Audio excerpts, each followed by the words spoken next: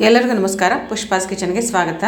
ಇವತ್ತಿನ ದಿವಸ ನಾನು ನಮ್ಮ ಉತ್ತರ ಕರ್ನಾಟಕದ ಒಂದು ಫೇಮಸ್ ಕೆಂಪು ಚಟ್ನಿ ಮಾಡೋದು ಹೆಂಗಂತ ತೋರಿಸ್ಕೊಡಕತ್ತೀನಿ ರೀ. ಇದು ಒಣ ಮೆಣಸಿನ್ಕಾಯ್ದು ಕೆಂಪು ಚಟ್ನಿ ರೀ. ನೀವು ಇದನ್ನು ಒಂದು 2 ರಿಂದ 3 ತಿಂಗಳ ಹೊರಗಡೆ ಇಟ್ಕೊಂಡು ತಿನ್ಬೋದು ರೀ. ಅಷ್ಟು ಚಲೋ ಇರ್ತೈತಿ, ಏನು ಕೆಡೋದೂ ಇಲ್ಲ ರೀ. ಮತ್ತು ಬರೀ ಹಂಗಿದ್ರೆ ಹೆಂಗೆ ಮಾಡೋದು ಅಂತೇಳಿ ನೋಡೋಣ ಅಂತ. ಮೊದಲಿಗೆ ನಾನೊಂದು 25 ರಿಂದ 30 ಬ್ಯಾಡಗಿ ಮೆಣಸಿನ್ಕಾಯಿ ತೊಗೊಂಡೇನಿ ರೀ. ಇವು ಸ್ವಲ್ಪ ಖಾರ ಕಮ್ಮಿ ಇರ್ತಾವೆ ರೀ. ನೀವು ಬೇಕಾದ್ರೆ ಖಾರ ಜಾಸ್ತಿ ಬೇಕಪ್ಪ ಅಂದ್ರೆ ಅರ್ಧ ಬ್ಯಾಡಗಿ ಮೆಣಸಿನ್ಕಾಯಿ ಮತ್ತು ಅರ್ಧ ಗುಂಟೂರು ಮೆಣಸಿನ್ಕಾಯಿ ಹಾಕ್ಕೋಬೋದು ರೀ. ಇದ್ರದ್ದು ತುಂಬನೆಲ್ಲ ಸರಿಯಾಗಿ ಎಲ್ಲನೂ ತೆಗೆದಿಟ್ಕೋಬೇಕ್ರಿ. ತುಂಬ ತೆಗೆದು ಇದನ್ನು ಚಟ್ನಿ ಮಾಡ್ಕೋಬೇಕ್ರಿ. ಈಗ ಇದ್ರದ್ದು ತುಂಬೆಲ್ಲ ತೆಗೆದಿಟ್ಕೊಂಡೇನ್ರಿ ನಾನು. ಮತ್ತು ಇದನ್ನು ಒಂದು 2-3 ಪೀಸ್ ಮಾಡ್ಕೊಂಡ್ವಿ ಅಂದ್ರೆ ಹುರಿಯೋದಕ್ಕೂ ಚಲೋ ಆಗೈತ್ರಿ. ಮತ್ತು ನಾವು ಗ್ರೈಂಡರ್ ಮಾಡ್ತೀವಲ್ರಿ, ಅವಾಗೂ ಚಲೋ ತಂಗಲವು ಸಣ್ಣ ಆಗ್ಬಿಡ್ತೈತ್ರಿ. ಅದಕ್ಕೋಸ್ಕರ ನಾನು ಮೆಣಸಿನ್ಕಾಯಿನ ಒಂದು 2 ರಿಂದ 3 ಪೀಸ್ಗಳನ್ನಾಗಿ ಈ ರೀತಿಯಾಗಿ ಕಟ್ ಮಾಡಿ ಇಟ್ಕೊತೀನಿ. ಇದು ನಮ್ಮ ಉತ್ತರ ಕರ್ನಾಟಕದ ಕಡೆಗಂತೂ ಭಾಳನ ಫೇಮಸ್ ರೀ. ನಮ್ಮ ಕಡೆಗೆ ನಾವು ಕೆಂಪು ಚಟ್ನಿ, ಶೇಂಗಾ ಚಟ್ನಿ, ಗುರೋಳ್ ಚಟ್ನಿ, ಅಗಸಿ ಚಟ್ನಿ ಇಲ್ಲದೆ ನಾವು ಊಟನ ಮಾಡೋದಿಲ್ಲ ಅಂತಂದ್ರೂ ಅಡ್ಡಿ ಇಲ್ರಿ. ಇದು ರೊಟ್ಟಿ, ಚಪಾತಿ, ಅನ್ನ ಮತ್ತು ಎಲ್ಲದ್ರ ಜೊತೆಗೂ ಸೂಟ್ ಆಕೈತೆ ನೋಡ್ರಿ. ಇದೊಂದು ಚಟ್ನಿ ಇತ್ತಪ್ಪ ಅಂತಂದ್ರೆ ನಮ್ಗೆ ಊಟ ಮಾಡೋದಕ್ಕೆ ಭಾಳನ ಖುಷಿ ಅನ್ಸುತ್ತೆ ನಮ್ಮ ಕಡೆಗೆಲ್ಲ. ಈಗ ಇದನ್ನು ನಾನು ಒಂದಷ್ಟು ಎಣ್ಣೆ ಹಾಕ್ಕೊಂಡು ಹುರ್ಕೊತೀನಿ ರೀ. ಸ್ವಲ್ಪ ಸಣ್ಣ ಉರಿ ಇಟ್ಕೊಂಡು ಹುರ್ಕೊಳ್ರಿ, ಇಲ್ಲ ಅಂದ್ರೆ ಜೋರ ಉರಿ ಇಟ್ಕೊಂಬಿಟ್ರೆ ಘಾಟ ಆಗಿಬಿಡ್ತೈತ್ರಿ. ಅದಕ್ಕೆ ಸ್ವಲ್ಪ ಸಣ್ಣ ಉರಿ ಇಟ್ಕೊಂಡು ಚಲೋ ತಂಗ ಹುರ್ಕೋಬೇಕ್ರಿ. ಇದು ಮೆಣಸಿನ್ಕಾಯಿ ಒಟ್ಟ ಒಂಚೂರು ಹಸಿ ಇರಬಾರ್ದು ನೋಡ್ರಿ. ಹಸಿ ಇತ್ತಪ್ಪ ಅಂದ್ರೆ ಚಟ್ನಿ ಕೆಟ್ಬಿಡ್ತೈತ್ರಿ ಜಲ್ದಿನ. ಅದಕ್ಕೋಸ್ಕರ ಚಲೋ ತಂಗ ಹುರ್ಕೊಳ್ರಿ. ಮತ್ತು ಒಂದು ದೊಡ್ಡದೊಂದು ಉಳ್ಳಾಗಡ್ಡಿ ತೊಗೊಂಡೆ ನೋಡ್ರಿ. ನೀವು ಎಷ್ಟು ಮೆಣಸಿನ್ಕಾಯಿ ಇರ್ತಾವಲ್ರಿ ಅದಕ್ಕೆ ತಕ್ಕನಾಗಿ ಸ್ವಲ್ಪ ಉಳ್ಳಾಗಡ್ಡಿನೂ ಜಾಸ್ತಿನ ತೊಗೋಬೇಕ್ರಿ. ನೀವು ಎಷ್ಟು ಜಾಸ್ತಿ ಉಳ್ಳಾಗಡ್ಡಿ ಹಾಕ್ತಿರಲ್ರಿ ಚಟ್ನಿ ಅಷ್ಟು ಚಲೋ ಆಕೈತಿ. ಉಳ್ಳಾಗಡ್ಡಿ ಕೂಡ ಚಲೋ ತಂಗ ಹುರ್ಕೋಬೇಕ್ರಿ. ಸ್ವಲ್ಪ ಗೋಲ್ಡನ್ ಫ್ರೈ ಆಗೋ ತನಕ ಚಂದಂಗ ಹುರ್ಕೋಬೇಕ್ರಿ. ಒಂಚೂರೂ ಹಸಿ ಇರಬಾರ್ದು ನೋಡ್ರಿ ಉಳ್ಳಾಗಡ್ಡಿ. ಇಲ್ಲಿ ನಾ ತೋರಿಸು ಪ್ರತಿಯೊಂದು ಐಟಮ್ಸು ನೀವು ಚಲೋ ತಂಗ ಹುರ್ಕೋಬೇಕ್ರಿ. ಅಂದ್ರೆ ಇದು ಒಂದು 2-3 ತಿಂಗಳ ನೀವು ಕಡೆಗೆ ಇಟ್ಕೊಂಡು ತಿನ್ಬೋದು ರೀ. ಈಗ ನೋಡ್ರಿ ಇದು ಫುಲ್ ಚಂದಂಗೆ ಎಣ್ಣೆ ಕರೆದೈತ್ರಿ. ಒಂದು 2 ಗಡ್ಡೆ ಬೆಳ್ಳುಳ್ಳಿ ಹಾಕೋತೀನಿ ರೀ. ಸಿಪ್ಪೆ ಎಲ್ಲ ತೆಗೆದಿಟ್ಕೊಂಡಿದ್ದೆ ರೀ. ತೆಗೆದಿಟ್ಕೊಂಡು 1-2 ಗಡ್ಡೆ ಬೆಳ್ಳುಳ್ಳಿ ಹಾಕ್ಕೊಂಡಿನಿ. ಒಂದು ಸಣ್ಣ ನೆಲ್ಲಿಕಾಯಿ ಗಾತ್ರದಷ್ಟು ಹುಣಸೆ ಹಣ್ಣು ಹಾಕ್ಕೊಳ್ರಿ. ಹುಣಸೆ ಹಣ್ಣು ಹಾಕೊಳ್ಳೋದ್ರಿಂದ ಚಟ್ನಿ ಭಾಳ ಚಲೋ ಆಕೈತಿ. ಆಮೇಲೆ ಇದನ್ನು ಚಂದಂಗೆ ಹುರ್ಕೋಬೇಕ್ರಿ. ಮತ್ತು 1 ಬಟ್ಲಷ್ಟು ಕೊಬ್ಬರಿ ಹಾಕ್ಕೊಂಡಿನಿ ರೀ. ನಾನು ಒಣ ಕೊಬ್ಬರಿ ಹಾಕ್ಕೊಂಡಿನಿ ರೀ, ತುರಿದ ಕಾಸ. ಅದನ್ನು ಕೂಡ ಇದ್ರ ಜೊತೆಗೆ ಚಲೋ ತಂಗ ಫ್ರೈ ಮಾಡ್ಕೊಳ್ರಿ. ಒಣ ಕೊಬ್ಬರಿ ಹಾಕೊಳ್ಳೋದ್ರಿಂದ ಚಟ್ನಿ ಭಾಳನ ರುಚಿ ಆಕೈತ್ರಿ. ಮತ್ತು ನಾವು ಉರಿತೀವಲ್ರಿ ಚಟ್ನಿ ಏನೂ ಕೆಡೋದಿಲ್ಲ ರೀ. ನೀವು ಉರಿಲಾರ್ದ ಹಾಕಿದ್ರೆ ಅಥವಾ ಹಸಿ ಕೊಬ್ಬರಿ ಹಾಕಿದ್ರೆ ಚಟ್ನಿ ಕೆಡ್ತೈತ್ರಿ. ಇವೆಲ್ಲ ಐಟಮ್ಸ್ಗಳನ್ನು ನೀವು ಚಂದಂಗೆ ಹುರ್ಕೊಂಡ್ರೆ ಏನೂ ಆಗೋದಿಲ್ಲ ರೀ. ಮತ್ತು 1 ಚಮಚ ಜೀರಿಗೆ ಹಾಕ್ಕೊಂಡಿನಿ ಮತ್ತು ಒಂದು ಸ್ವಲ್ಪ ಕರಿಬೇವು ಹಾಕ್ಕೊಂಡಿನಿ ರೀ. ಇವು ಕೂಡ ಚಲೋ ತಂಗನ ಫ್ರೈ ಆಗ್ಬೇಕ್ರಿ. ಒಟ್ಟು ಯಾವುದೂ ಹಸಿ ಇರಬಾರ್ದು ನೋಡ್ರಿ. ಆ ರೀತಿಯಾಗಿ ಎಲ್ಲನೂ ಚಲೋ ತಂಗ ಹುರ್ಕೊಳ್ರಿ.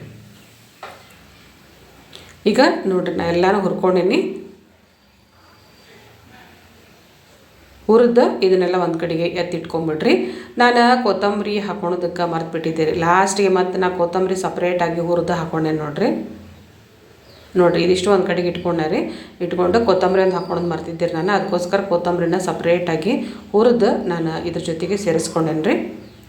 ಇದಕ್ಕೆ ನೀವು ನೀರು ಏನು ಹಾಕ್ಕೊಳೋದು ಬ್ಯಾಡ್ರಿ, ಹಂಗನ ರುಬ್ಬೇಕ್ರಿ. ನೀರು ಹಾಕ್ಕೊಂಡ್ರಿ ಅಂದ್ರೆ ಮತ್ತು ಚಟ್ನಿ ಕೆಟ್ಬಿಡ್ತೈತ್ರಿ. ಅದಕ್ಕೋಸ್ಕರ ಎಲ್ಲನೂ ಒಟ್ಟು ಚಲೋ ತಂಗ ಎಣ್ಣೆ ಒಳಗೆ ಫ್ರೈ ಮಾಡ್ಕೋಬೇಕ್ರಿ. ಫ್ರೈ ಮಾಡಿಕೊಂಡು ನೀವು ಚಟ್ನಿ ಮಾಡಿ ಇಟ್ಕೊಂಡ್ರಿ ಅಂದ್ರೆ ಆರಾಮಾಗಿ ಒಂದು 2-3 ತಿಂಗಳು ತಿನ್ಬೋದು ರೀ.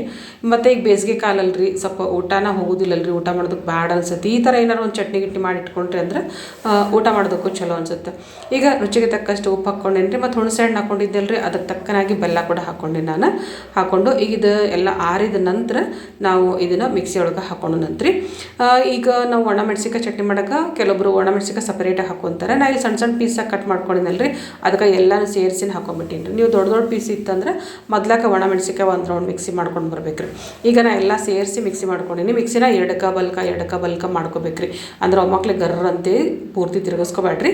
ಈ ರೀತಿ ತರಿಯಾಗಿ ಇರಬೇಕ್ರಿ ಇದು ಚಟ್ನಿ. ಸ್ವಲ್ಪ ತಳಗಿಳಿಸಿ ಮತ್ತೊಂದು ಸ್ವಲ್ಪ ಸ್ಪೂನ್ ಸಾಯ್ದಂದ್ರೆ ಎಲ್ಲ ತಿರುಗಿಸಿ ಒಂದು 2-3 ಸಲ ಎಡಕ ಬಲ್ಕ ಮಾಡ್ಕೊಂಡು ನೀವು ತಿರುಗಿಸ್ಕೊಂಡ್ರಿ ಅಂದ್ರೆ ಚಟ್ನಿ ಮಸ್ತಾಗಿ ತರಿಯಾಗಿ ರುಚಿ ಆಕೈತಿ.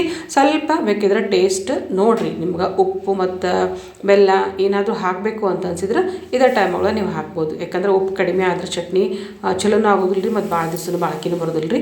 ಇದಕ್ಕೊಂದು ಮಸ್ತಾಗಿ ಒಗ್ಗರಣೆ ಕೊಟ್ಬಿಡೋಣಂತ್ರಿ. 1-2 ಚಮಚ ಎಣ್ಣೆ ಹಾಕ್ಕೊಂಡೇನಿ ರೀ, ಜೀರಿಗೆ ಸಾಸಿವೆ ಹಾಕ್ಕೊಂಡೇನಿ ರೀ, ಸ್ವಲ್ಪ ಕರಿಬೇವು ಹಾಕ್ಕೊಂಡೀನಿ. ಮತ್ತು ಒಗ್ಗರಣೆ ಅಂದ್ರೆ ಹಿಂಗೆ ಹಾಕ್ಕೊಳ್ಳಿಲ್ಲ ಅಂದ್ರೆ ಚಟ್ನಿ ಹೆಂಗೆ ಚಲೋ ಆಕೈತ್ರಿ.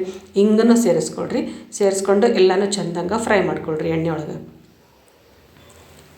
ಈಗ ಇದೆಲ್ಲ ಚಂದಂಗೆ ಫ್ರೈ ಆದಮೇಲೆ ಆಗಲೇ ಮಿಕ್ಸಿ ಮಾಡಿ ಇಟ್ಕೊಂಡಿದ್ದಲ್ರಿ ಚಟ್ನಿ, ಅದನ್ನು ಇದ್ರ ಜೊತೆಗೆ ಸೇರಿಸ್ಕೊತೀನಿ ನೋಡಿರಿ. ಸೇರಿಸ್ಕೊಂಡು ಇದನ್ನು 1 ನಿಮಿಷ ಭಾಳ ತಿನ್ಬ್ಯಾಡ್ರಿ, ಎಣ್ಣೆಯೊಳಗೆ ಚಂದಂಗೆ ಫ್ರೈ ಮಾಡ್ಕೊಳ್ರಿ. ಇದನ್ನು ಕೂಡ ಎಲ್ಲ ಅಂದ್ರೆ ಪೂರ್ತಿ ಒಗ್ಗರಣೆ ಒಳಗೆ ಎಣ್ಣೆ ಒಳಗೆ ಇದು ಕುಡ್ಕೋಬೇಕ್ರಿ. ಆ ರೀತಿಯಾಗಿ ಎಲ್ಲನೂ ಕುಡಿಸ್ಕೊಳ್ರಿ. ನೋಡಿದ್ರನ ಬಾಯಾಗ ನೀರು ಬರ್ತೈತ್ರಿ. ನಮ್ಮ ಕಡೆಗಂತೂ ಇದು ಬಹಳನ ಫೇಮಸ್ ನೋಡಿರಿ. ಎಲ್ಲರ ಮನೆಯೊಳಗೂ ನಮ್ಮ ಕಡೆ ಚಟ್ನಿ ಇರಬೇಕು ರೀ. ಯಾವುದಾದ್ರೂ ಒಂದು ಚಟ್ನಿ ಇರಲಿಲ್ಲಪ್ಪ ಅಂದ್ರೆ ನಮ್ಗೆ ಊಟನ ಸೇರೋದಿಲ್ಲ ರೀ. ಆ ರೀತಿ ನಾವು ನಮ್ಮ ಉತ್ತರ ಕರ್ನಾಟಕದ ಕಡೆ ಚಟ್ನಿಗಳು ಭಾಳನ ಫೇಮಸ್ ರೀ. ಇದಂತೂ ಭಾಳ ಮಸ್ತ್ ಆಕೈತೆ ರೀ ಚಟ್ನಿ. ಮತ್ತು ನಿಮಗೆ ಭಾಳ ಖಾರ ಖಾರ ಇರಬೇಕು ಚಟ್ನಿ ಅಂದ್ರೆ ನಾ ಹೇಳಿದ್ನಲ್ರಿ ಗುಂಟೂರು ಮೆಣಸಿನ್ಕಾಯಿ ಸೇರಿಸ್ಕೊಂಡಿರ್ಬೇಕಂದ್ರೆ ಅಂದ್ರೆ ಸ್ವಲ್ಪ ನಿಮ್ಗೆ ಖಾರ ಖಾರ ಆಕೈತಿ. ಇದು ಮೀಡಿಯಮ್ ಖಾರ ಆಕೈತೆ ರೀ. ಭಾಳ ಅಂದ್ರೆ ಭಾಳ ರುಚಿಯಾಗಿರ್ತೈತೆ ರೀ. ನೀವು ಒಂಥರ ಇದು ಗ್ಲಾಸಿನ ಬೌಲ್ದೊಳಗೆ ಈ ಥರ ತೆಗೆದು ಇಟ್ಕೊಂಡ್ರಿ ಅಂದ್ರೆ ಆರಾಮಾಗಿ ಒಂದು 2-3 ತಿಂಗಳು ತಿನ್ಬೋದು ನೋಡಿರಿ. ಏನೂ ಕೆಡೋದಿಲ್ಲ. ನಾ ಹೇಳಿದ್ನಲ್ರಿ ಆ ರೀತಿಯಾಗಿ ನೀವು ಎಲ್ಲನೂ ಚಂದಂಗೆ ಹುರ್ಕೋಬೇಕು ರೀ. ಹುರ್ಕೊಂಡ್ರೆ ಮಾತ್ರ ಇದು ಏನೂ ಕೆಡೋದಿಲ್ಲ ರೀ. ನೀವು ಸ್ವಲ್ಪ ಹಸಿ ಹಸಿ ಇಟ್ಕೊಂಡ್ರಿ ಅಂತಂದ್ರೆ ಚಟ್ನಿ ಬೇಗ ಹಾಳಾಗೋ ಚಾನ್ಸಸ್ ಇರುತ್ತೆ. ಅದಕ್ಕೋಸ್ಕರ ಈ ರೀತಿಯಾಗಿ ಚಲೋ ಹೊತ್ತಂಗೆ ಹುರ್ಕೊಂಡು ಚಟ್ನಿ ಮಾಡಿ ಇಟ್ಕೊಳ್ರಿ. ನೋಡಿರಿ, ಇವತ್ತಿನ ದಿವಸ ನಾನು ನಿಮಗೆಲ್ಲ ನಮ್ಮ ಉತ್ತರ ಕರ್ನಾಟಕದ ಒಂದು ಫೇಮಸ್ ಚಟ್ನಿ ರೆಸಿಪಿ ತೋರಿಸಿ. ನಿಮಗೆಲ್ಲ ಇಷ್ಟ ಆಗಿದ್ರೆ ಲೈಕ್ ಮಾಡಿರಿ, ಶೇರ್ ಮಾಡಿರಿ, ಸಬ್ಸ್ಕ್ರೈಬ್ ಮಾಡಿರಿ. Thank you.